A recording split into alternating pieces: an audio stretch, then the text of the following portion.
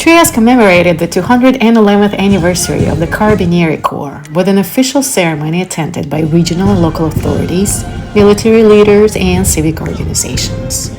The event honored the Carabiniers' enduring role in public safety and community service, with awards presented to officers for distinguished duty. I think it's been perfect with a lot of population, a lot of children, which is the most appreciated item of the day.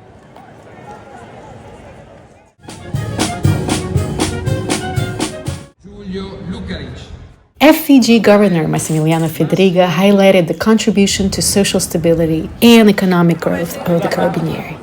Un grande ringraziamento che dobbiamo fare all'Arma dei Carabinieri, perché la sicurezza e l'assistenza ai cittadini che fanno ogni giorno è motivo fondamentale non soltanto per la tranquillità di una comunità, ma anche per la crescita economica della stessa.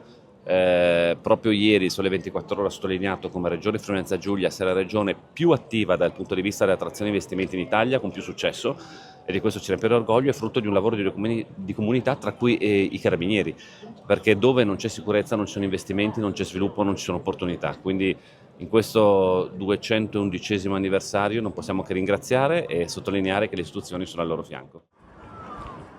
Facciamo parte dell'Associazione Nazionale Carabinieri di Trieste. Mio marito che ha fatto la vita nell'Arma e adesso siamo iscritti all'Associazione Carabinieri in Pensione di Udine. Io faccio parte dell'Associazione di Udine. Io faccio parte invece del coro dei Carabinieri e quindi sono anche una benemerita. Sì, sì.